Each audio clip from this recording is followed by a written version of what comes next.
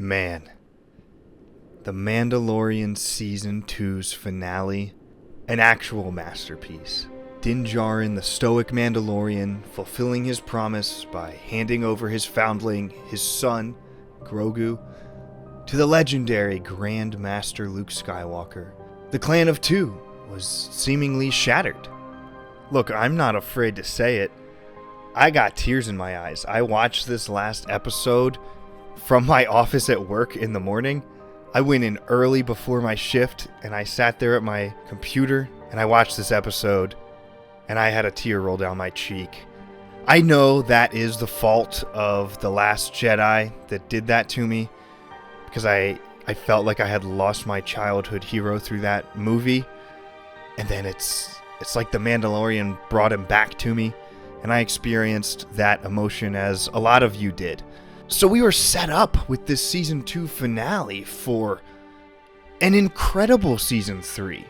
In a way, this story had wrapped up, but there was still something really intriguing about what would happen next. Din, alone again. Is he going to go back to bounty hunting? Is he going to go back to the Mandalorians and the Creed? But he took his helmet off. What's going to happen? What's Grogu going to do? Are we going to see him train? It was set up so perfectly to deliver an incredible Season 3, but somebody left the blue milk out all day long under the binary suns, and something went terribly wrong. In this video, we are going full Jedi investigator mode. I'm going to expose evidence, what I believe is irrefutable evidence, that suggests that Season 3 was brutally reworked. Fix it in post, as they say. And it left behind a narrative messier than a Sarlacc's digestive system. There are VFX glitches out the wazoo, disappearing characters, disjointed storylines. Everything about it feels downgraded, which is astonishing with how long it took to make. They weren't rushing it, so what happened here? This is like getting hired to pilot the glorious executor on the bridge, and then you show up at work and you're flying one of these pieces of crap. For real, this video hurts to make because it shows me what we actually lost, but it's time. I gotta expose what I found in my editing of The Way of Mandalore. So, here we go. Buckle up. Prepare for heartbreak. Exhibit A, my fellow Padawans. The Curious Case of R5-D4. The Mandalorian, Season 3, Episode 1. We see Din land at this rock world. We're going to cover some of this later, but just to catch you up, he goes to Navaro. So, Din and Grogu land on Navaro. They're walking through the city, checking things out, and then there's R5. Wait, what? There's R5 rolling behind Din. AC Bagel, what's wrong with that? R5 is in Mandalorian Season 3. Good question, young foundling. R5-D4 doesn't even come into the story until the next episode. He gets him from Pelimato on Tatooine. After all of this,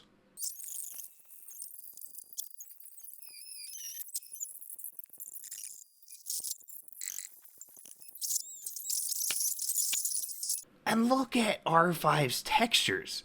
It screams unfinished VFX. It's bad compositing. That's like the first take of the CGI you would put into a scene right after you did the texture but didn't do the lighting yet. I mean, look how flat that looks compared to Din, who's actually there. This is something that was started. This was early on in the storyline, and then it was later changed. And somebody forgot to take out R5-D4 from this scene. So there he is, following behind Din Djarin before Din Djarin gets him in the next episode. So clearly something went wrong in the story order with what characters were supposed to be placed where and when. My working theory is that Din was supposed to travel alone with R5-D4 through all of this, and Grogu was added in later on. So I think this is the original shot from early on in the production of Season 3. Grogu wasn't actually here. R5 was filling that role. And then later on, they put Grogu in and forgot to take R5 out. I guess, if we're going to play devil's advocate, you could say, hey, AC Bagel, come on. There's other droid models like this. There's other red ones. Okay, that's quite a coincidence that in the very next episode, Din is going to go get one. But let's give it to you. Let's go forward, though. Because it's not just R5. Exhibit B, Grogu's Disappearing Act. Grogu is playing this game of hide and seek all over this world. So let's watch how this plays out. Okay, you see this? There's no Grogu anywhere. He's not in the scene yet. He's still not in the scene. Still not in the scene. Dan walks over, leans against this tree. Still not here. They have this conversation with the pirates. Still no Grogu anywhere whatsoever. Talking, static camera angles. He's still not here. He still hasn't entered. Din's still watching, not looking at Grogu, obviously. Still nothing. Oh, and then poof! Grogu's off to the side. See him?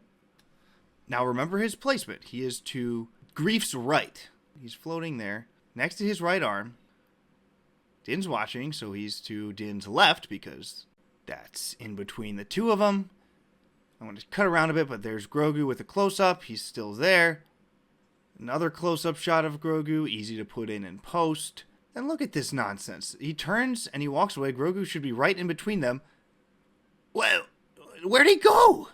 Where is Grogu? He's just gone. Oh, look, here he comes floating in, horrendously composited. It's such an obvious green screen right there. I mean, look at his coloring. It's so pale. Look at how the carrier sits against the background. It just looks really bad. Now, I'm not saying Grogu was not supposed to be anywhere on this whole episode at all. Obviously, he was, because Grief picks him up in some scenes. I'm just saying the story order got drastically changed at one point. Like, we might be looking at content that was at a completely other part of the season. Maybe, further into the pirate episode where the pirates come back to Navaro.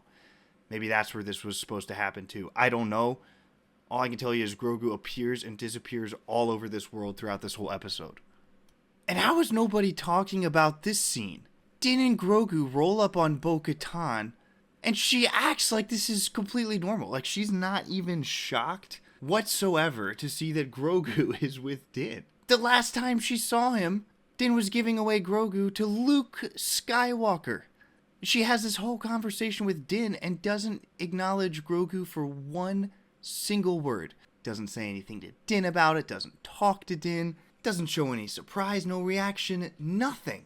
Grogu was not supposed to be in the story yet at this point of the season. I guarantee it. The inclusion of R5 too early, Grogu disappearing in and out of scenes on Navaro, and then the episode caps off with this long conversation where Bo-Katan clearly can't see Grogu in this scene because he wasn't there when they recorded it.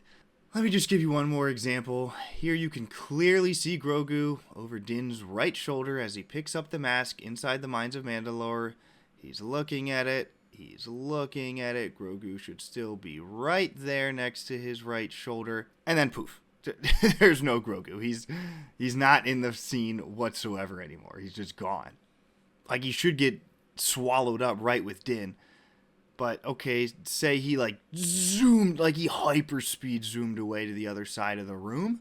So let's take a mental snapshot, look at this scene. Where could Grogu have gone in this area? The next time we see him is like that. So where is that piece of rubble?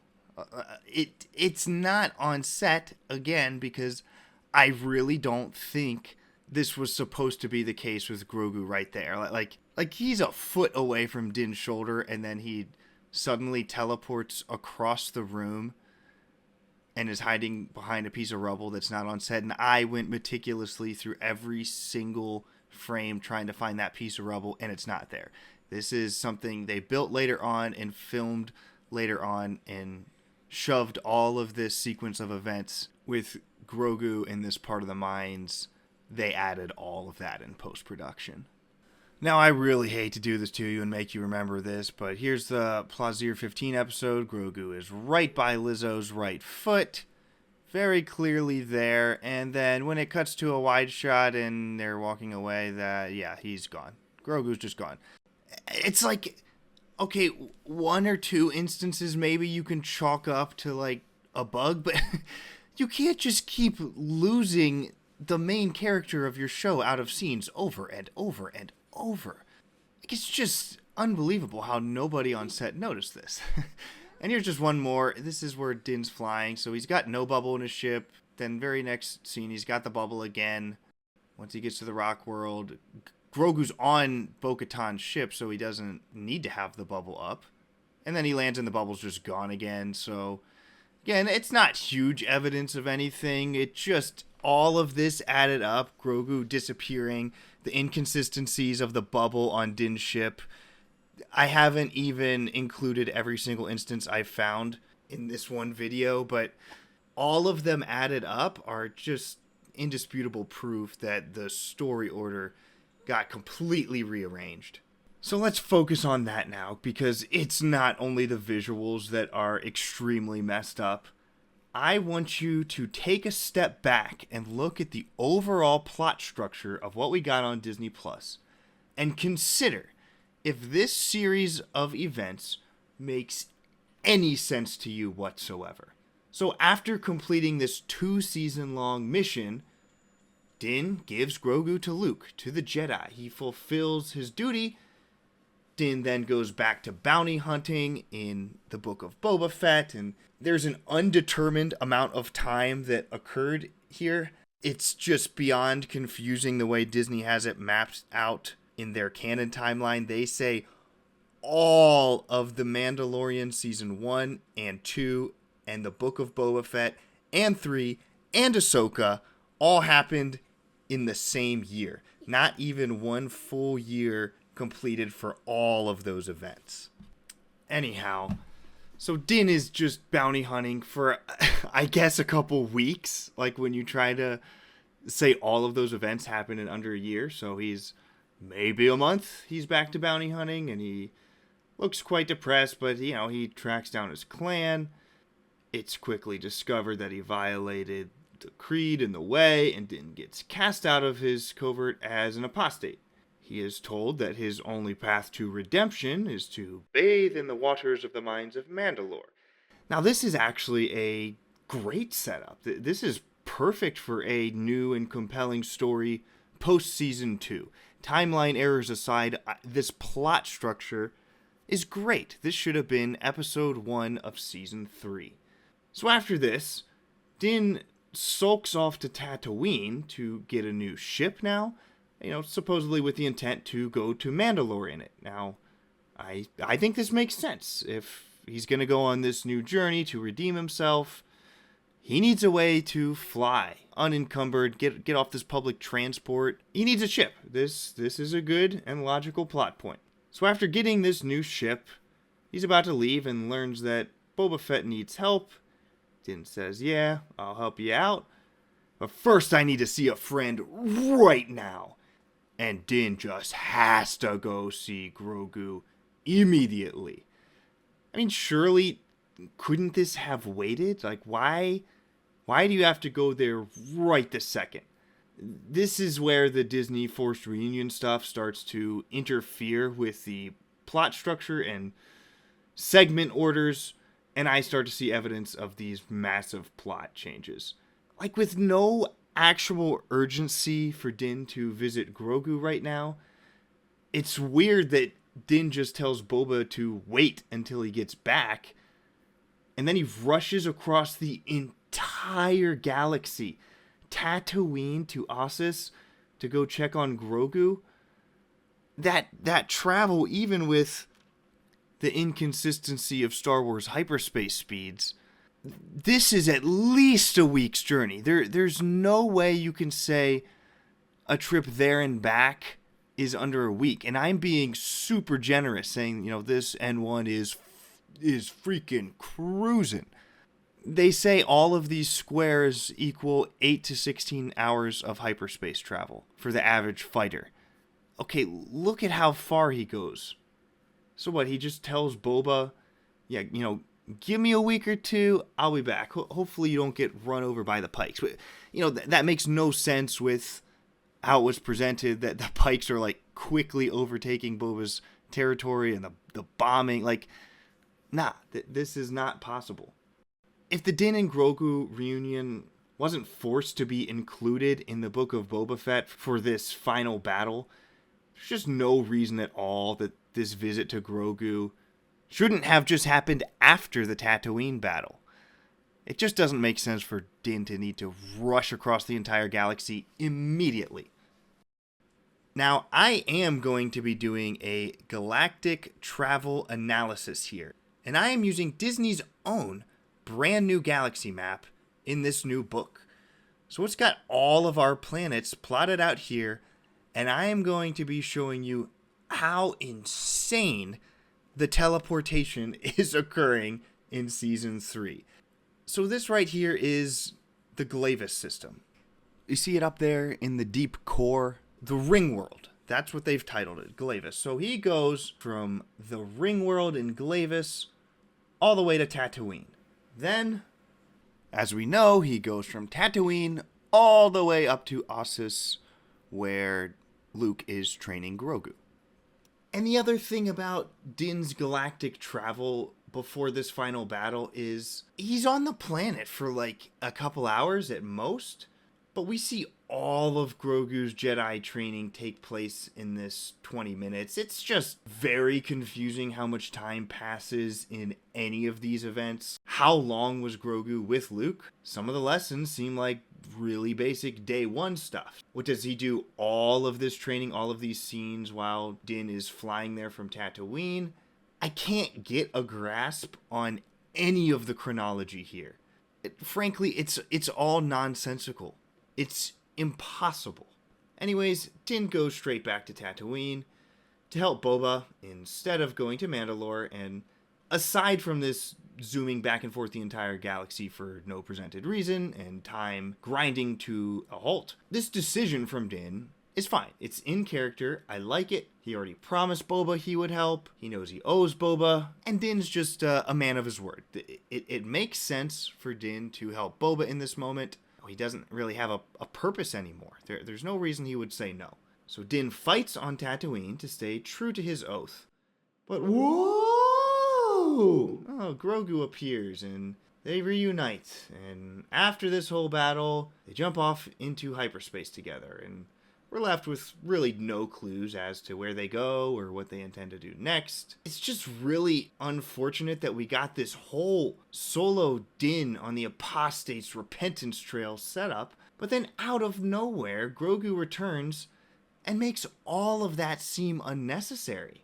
It's like, why does Din even care about that anymore? The first 2 seasons of The Mandalorian were all about how Grogu grows to be Din's #1 purpose giver. It's not even his Mandalorian covert anymore. It's him being a father to Grogu, and he proved that when he took his helmet off at the end of Season 2.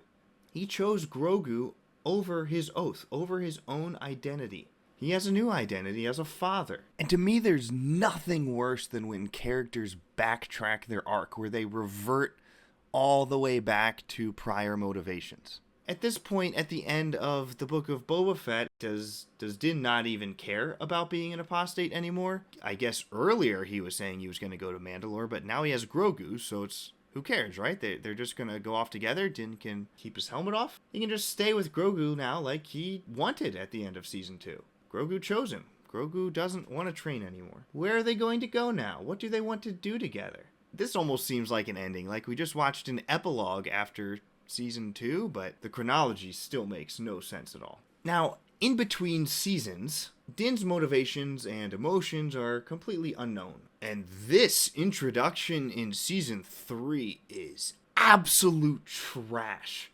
Try and think about this. I bet none of you even remember the contents of this conversation right now because it's such nonsense. You can't even process what you're hearing. So in this conversation, we learn that off-screen, in between seasons, Din meets a Jawa on an unknown planet. And that Jawa had already met a random traveler who had somehow made it to the surface of Mandalore and he pulled a tome out of the crystal, and then he sold it to the Jawa, and then Din buys that tome inside the crystal. Then Din, for no apparent reason, goes back to his former Mandalorian clan on their random new rock world hideout, which I would say has to be in the Mandalore system. I'll get into that later. Even though he knows he's still a banished apostate, he's done nothing to change his status since the conversation he just had with the armorer in the Book of Boba Fett, which, according to Disney's timelines, is like a week ago. It's getting painful. He shows up here to tell the armorer that he acquired this tome from a Jawa, from a traveler, who said they made it to the surface of Mandalore. And the armorer's just like, okay, did you baptize yourself yet? And Din's like, oh, yeah, no, I forgot about that. Just wanted to give you an update. I found this crystal. The armorer tells him to leave anyways, and the sensible thing we would do here, Din should go to Mandalore, of course. But no, he doesn't. I mean, holy crap, this is an absolute mess. First of all, this is how we learn that Din still wants to not be this apostate, even though he has Grogu again. We learn this revelation from an off-screen event, and then Din looks like a complete moron, traveling back to his old clan that he knows he's banished from, only to tell them about this third-party story that a traveler sold a crystal to a Jawa that he bought that crystal from. It's insane. And in this entire sequence, Grogu is serving no function at all here, as he is completely ignored in all of this. The armorer doesn't even question why Grogu's back with Din. She's not like, hey, did you actually complete that mission I gave you? What's going on? So we see that the reunion between Din and Grogu changed nothing at all about the plot that was so carefully set up and developed through the first 2 seasons. And we learn that Din has reverted back to this secondary motivation of wanting repentance, all through a conversation that happens off-screen in between seasons. Okay, whatever, let's get to Mandalore, right? Wrong! So now Din goes back to Navaro, of all places. So let's go back to the galaxy map and place this rock world. Now I am going to place this rock world in the system of Mandalore or somewhere thereabouts, and that's because the Shriek Hawk from the rock world episode in season 3, there are multiple sources that confirm it's the symbol of Clan Vizsla. Really, that only makes sense for a Mandalorian house to be using Mandalorian species. The Shriek Hawk is native to Mandalore. In canon or legends, it's really not found anywhere else. It's from the Mandalore system, so it's gotta be local enough for the Vizsla house to have used it as their clan symbol.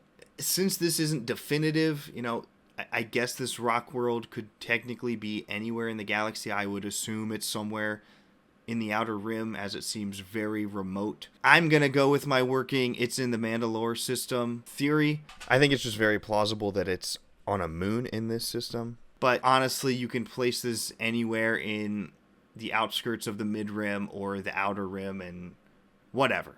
I'm just using this because it's the most logical placement, and Disney hasn't identified this planet any other way.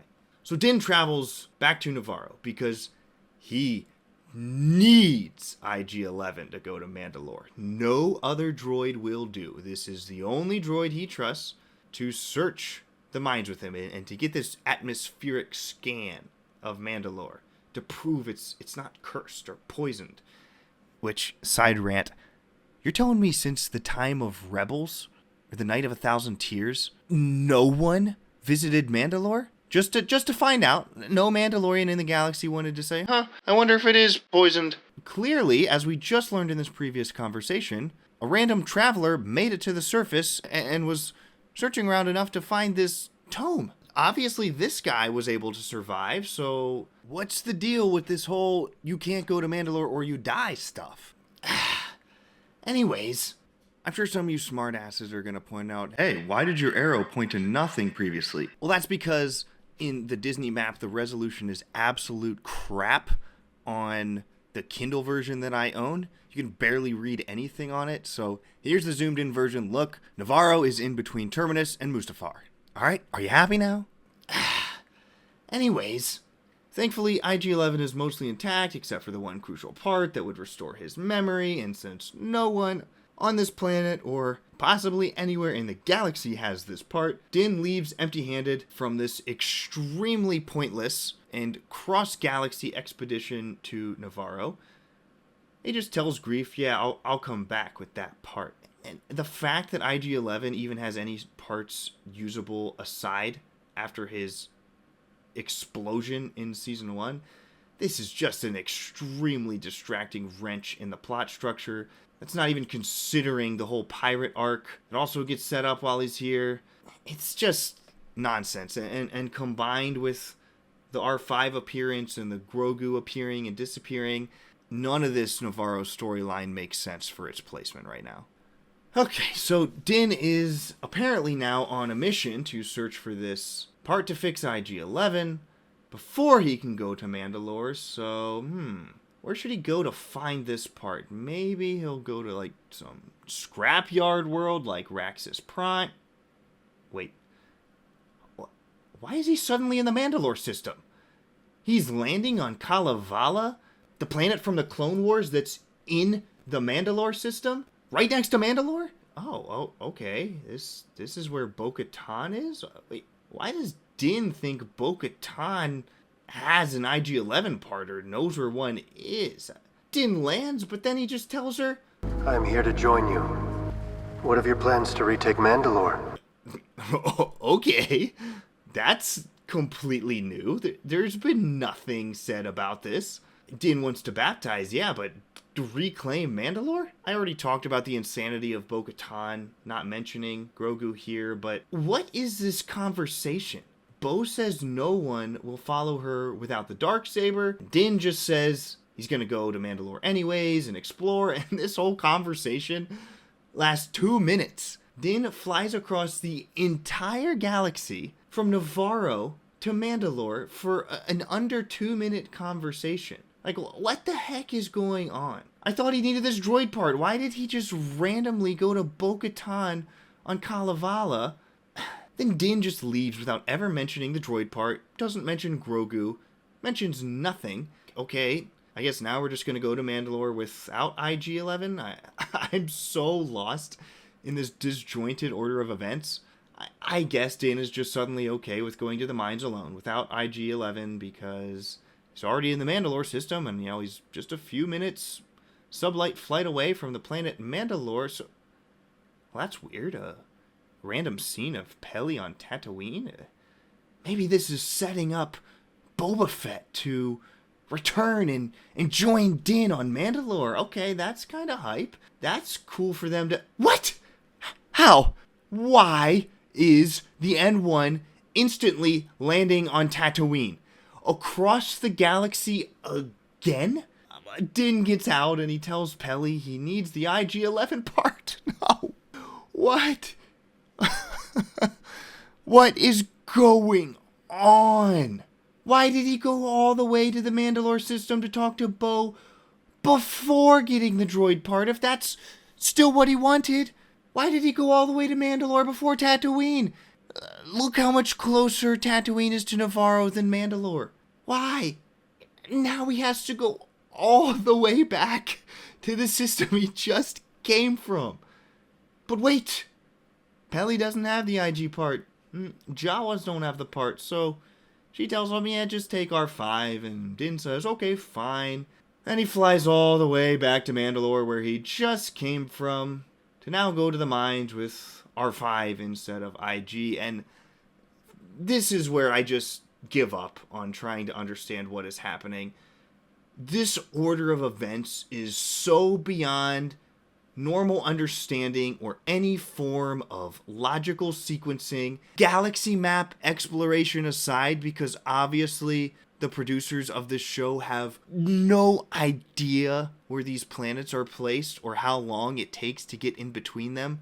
All of this combined, we're only 5 minutes into Season 3, Episode 2. and we have a complete mess of pacing, plot structure. Nothing makes sense anymore. This is a nightmare. I'm done with the Disney Plus version. I can't take that. This is absolute nonsense. So let me present to you the solution. Let me present to you a story that makes sense, that builds upon the ending of Season 2, that gives Din a consistent character arc, that gives Grogu growth in his Jedi powers, that paces out his training, that fixes the reunion. What's this? A gift? What? Grogu?